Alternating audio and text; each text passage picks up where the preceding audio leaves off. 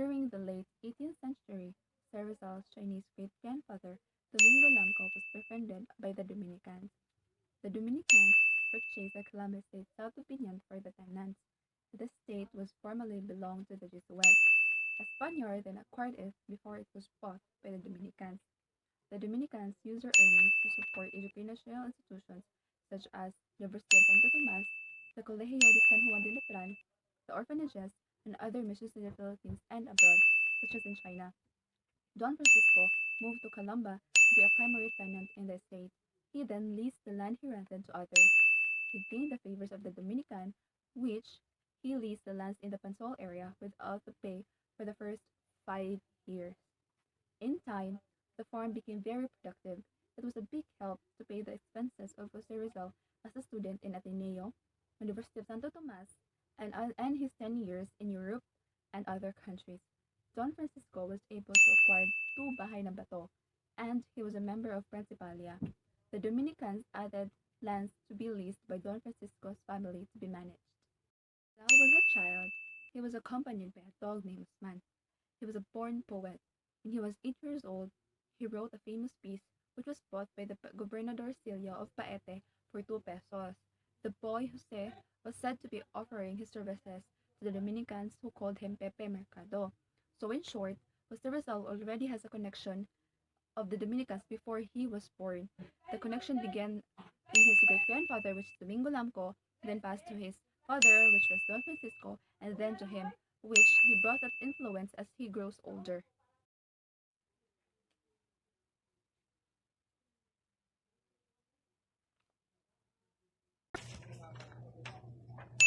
After Rizal graduated in Ateneo, which run by the Jesuit institution, Rizal enrolled in the University of Santo Tomas, were run by the Dominicans.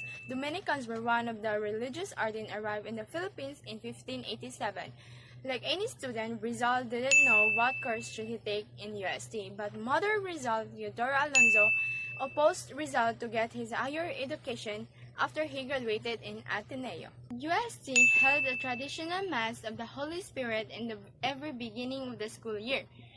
Rizal attended the traditional Discurso de Apertura with the speaker, Father Juan Vela, a 29-year-old Dominican who discussed the nature of Spiritism and the achievement of the school. Rizal decided to take philosophy, but later on he decided to shift to medicine because of his mother failing eyesight, and also the university requested the government to prioritize local graduates rather than Peninsula, which it gives opportunities employment to its graduates. University of Santo Tomas was the first colonial Asia to introduce education in the profession in 1871 along with the pharmacy. When Rizal entered in the university, he can differentiate between the Ateneo and the University of Santo Tomas.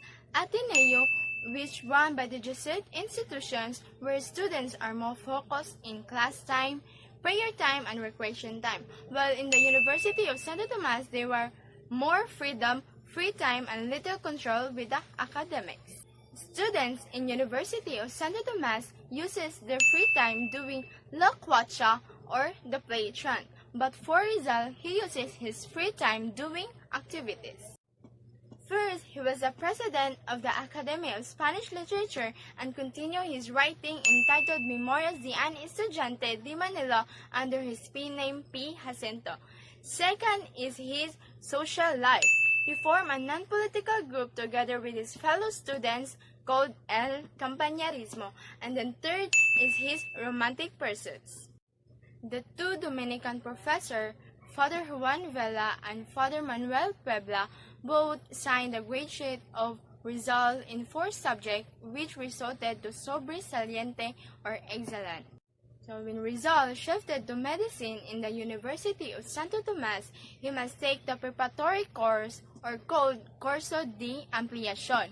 It's a course that all students in University of Santo Tomas take medicine before taking the first year of medicine. But for Rizal, he took the preparatory course and the first year of medicine at the same time, and it's against by law. It was the Governor General who disapproved to take both courses at the same time. But for Rizal and the three other students, namely Agustin Monasterio, Carlos Gamaitan, and Justo Panis, took it at the same time. The reason behind its exemptions were not given. Rizal, who was known as the victim of discrimination by the Dominicans, was actually favored by them.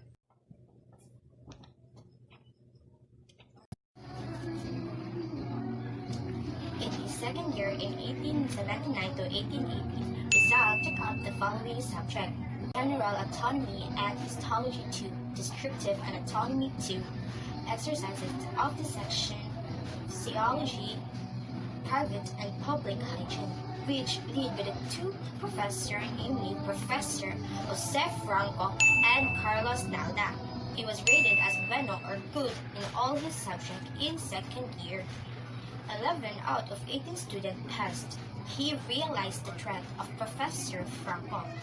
Then, Rizal placed 6th in the class standing.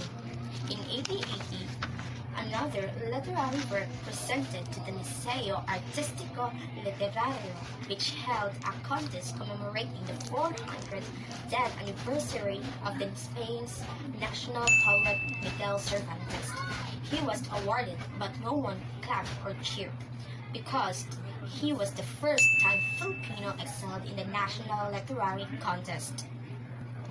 In his third year of medicine in 1880 to 1881, he taught the following: general pathology, its clinic, and pathogenic histology, as well as the art of prescribing by Dr. Miguel Pena. Surgical anatomy, operation, external medical application, and bandages. He was rated as aprobado or passed in the general pathology, its clinic, and pathogenic histology, while the medical matter and the art of prescribing by Dr. Pina was rated as excellent or sobresaliente. Surgical anatomy, operation, external medical application, and bandages was rated as bueno or good. In his fourth year of medicine in 1881 to 1882, medical pathology and syphilography was handled by Jose de Antelo, which was rated as notable or very good. On the other hand, surgical pathology by Dr. Quintin Mayen was rated also as notable or very good, as well as obstetric sickness of women and children by Dr. Mariano Cuadrado was rated also as notable or very good. All in all, Rizal took 21 subjects in the University of Santo Tomas. He received 1 passing grade, 8 good grades, 6 very good, and 6 excellent grades. Also, he was exempted from the polio and servicio or compulsory community labor required for all the men inhabitants of age and from paying the donation de Zamboanga imposed in all tax-paying citizens by the Royal Order of November 30, 1853. Overall, Rizal has a connection to the Dominicans because Rizal was studied in the University of Santo Tomas, which was governed by the Dominicans at the time. Rizal encounters with Dominican after his return from Europe in 1887. It is the start of adversarial relation to Rizal. The Noli Me Tangere was being published and have copies. Pedro Tayo, the Archbishop of Manila, sent a copy to the rector of the UST. Father Gregorio Echevarria formed a panel to review the book. After reviewing, Noli Me Tangere was described as heretical, impious, and scandalous to the religious order. Emilio Herrero, the Governor General, assigned a bodyguard, which Lieutenant Jose Tabel de Adarante to Rizal.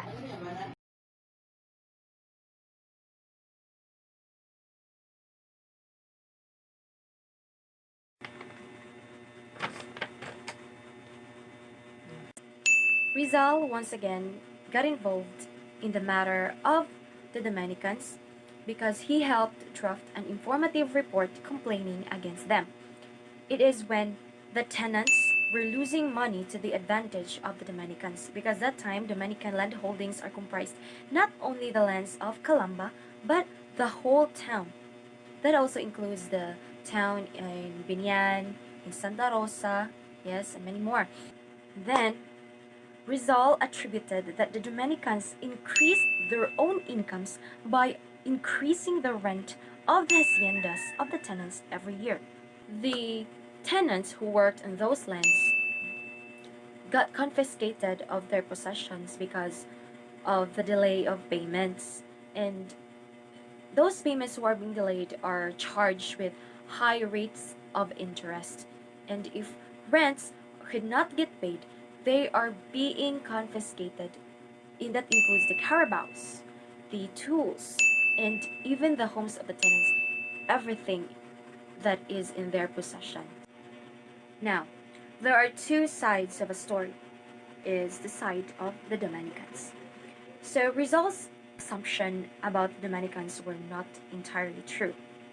Firstly, because maybe the Dominicans may have a huge land holdings not only in Calamba, but also in Binyan, in San Pedro, and even in Santa Rosa.